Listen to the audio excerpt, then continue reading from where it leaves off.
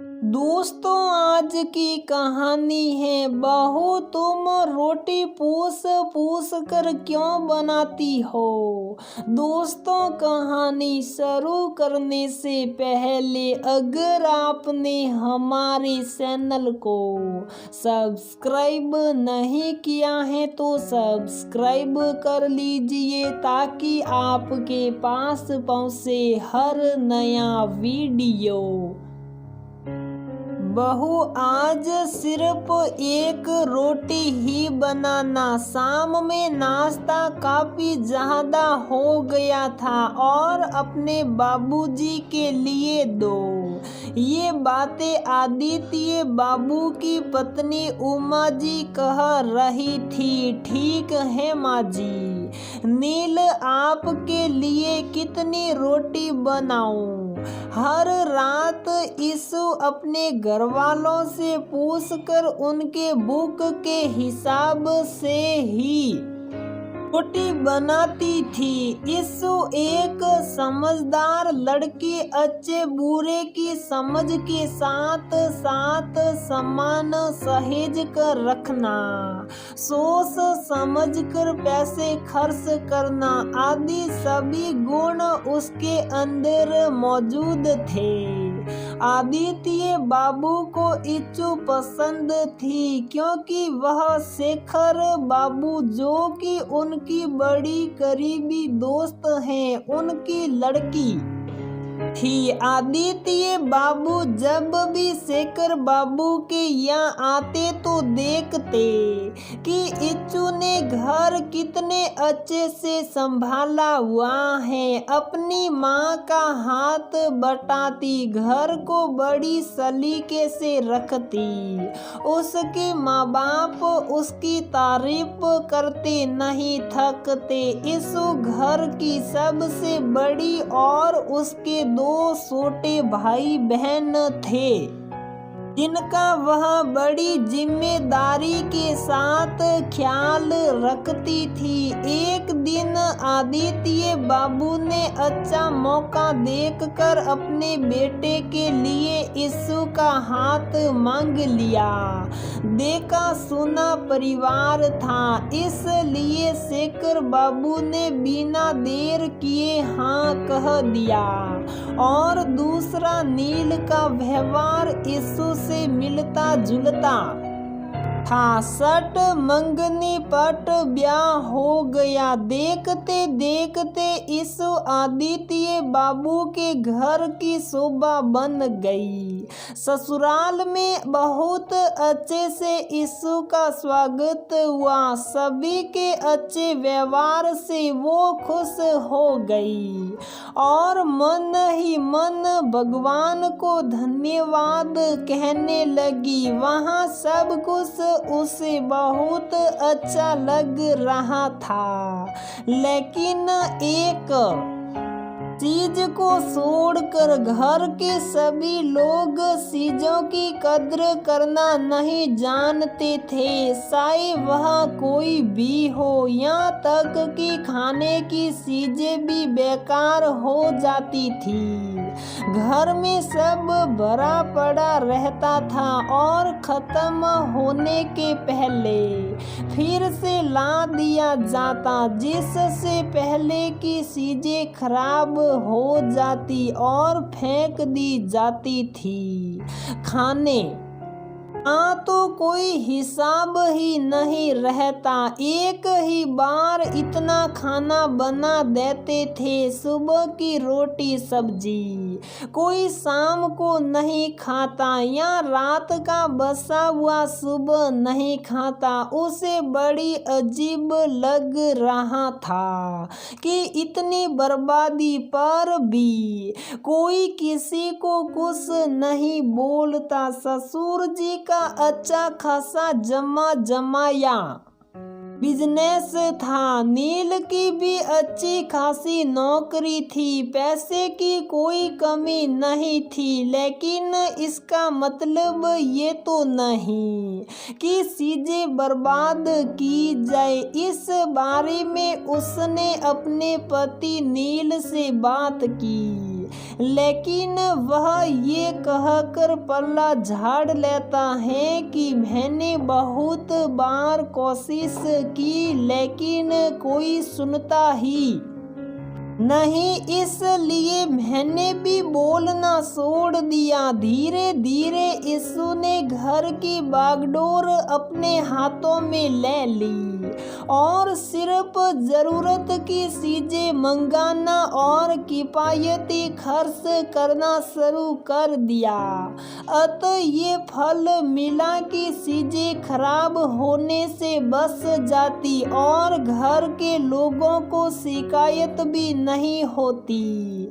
रात को खाना बनाते समय अक्सर वह सबसे पूछकर ही उनके भूख के हिसाब से रोटी बनाकर देती थी। पहले पहल तो उसकी सास ने उसे काफी बुरा भला कहा, कहती अब तुम पूछकर सबसे खाना बनाओगी क्या? कमी है या एक दो रोटी अधिक बन जाएगी तो क्या शहर में अकाल पड़ जाएगा? बड़ी प्यार से यीशु ने सास को समझाने की कोशिश की, कहा माजी कोई फर्क नहीं पड़ेगा, लेकिन खाने की चीजें बर्बाद करने से क्या फायदा? कितने लोगों को 2 जून की रोटी नसीब नहीं होती और अन्न तो भगवान का प्रसाद है ना माजी। आखिरकार उसकी सास समझ गई, इससे खाना भी बचना और फेंकना कम हो गया। कम क्या, लगभग खत्म ही हो गया। शाम को बाजार से यीशु की सास हाँफते हुए आई और कहने लगी, बहू तुम्हारी दादी सास आ रही है, तबीयत बिगड़ने की वजह से शादी में ना आ पाई थी। देखो शिकायत का कोई मौका मत देना, नहीं तो पूरे गांव में बदनामी हो जाएगी। लोग कहेंगे फलाने की बहू ऐसी है वैसी है।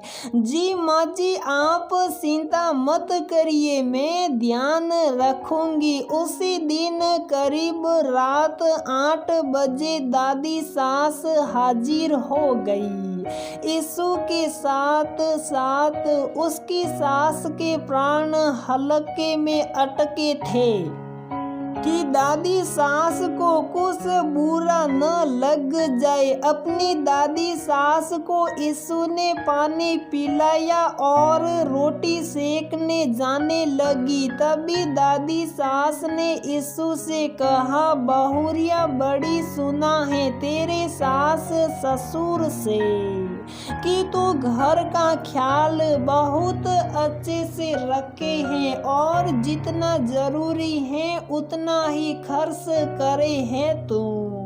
मैं भी देखूं तो तेरे सास ससुर ऐसे ही ढोल पीटे हैं या सचमुच तो तारीफ ए काबिल है। यीशु ने कंफ्यूज वाली एक छोटी सी मुस्कान दी और रोटी सेकने चली गई। दादी सास ससुर और नील को खाने के लिए बिठा दिया और गर्मा गर्म रोटी सेकने लगी और उसकी सास देसी घी लगाकर परोसने लगी। नील आपके लिए कितनी रोटी बनाऊं? यीशु ने किशन से कहा। सभी एक दूसरे का मुंह ताकने लगे।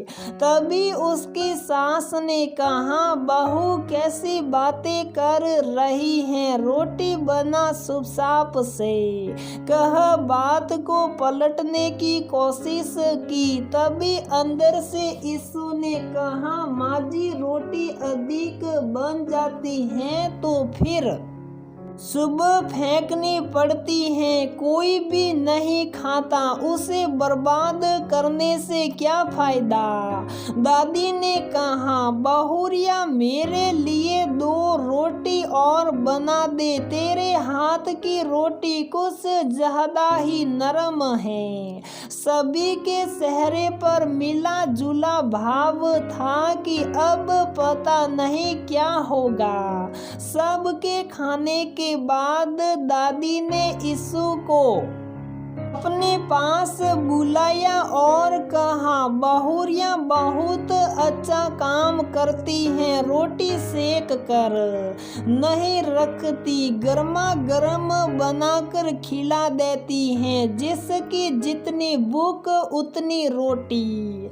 रोटी बनाकर रखने पर अक्सर बच जाती हैं, जिससे उसे फेंकने पड़े हैं। गाँव में क्या है, रोटी बना कर रखे हैं, बसे हैं तो भी कुकुर बिलाई ज्ञान के डाल देते हैं, बर्बाद ना होता है। पहले भी मैं आई हूँ या कितनी बार समझाया कि चीजें बर्बाद करना अच्छी बात नहीं, वह भी खाने पीने की। अब महंगाई बढ़ती जा रही है, जितना संभल कर खर्च करेंगे उतना ही अच्छा है।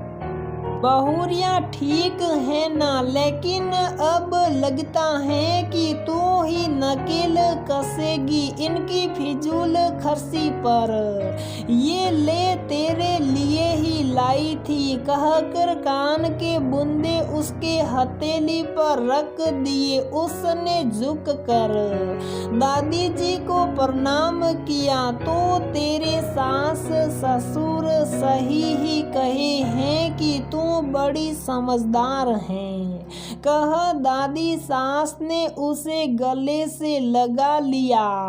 तो दोस्तों, हमारी ये कहानी यहीं पर समाप्त होती है। अगर आपको हमारी ये कहानी पसंद आती है तो प्लीज वीडियो को लाइक करें, शेयर करें और हमारे चैनल को सब्सक्राइब जरूर करें।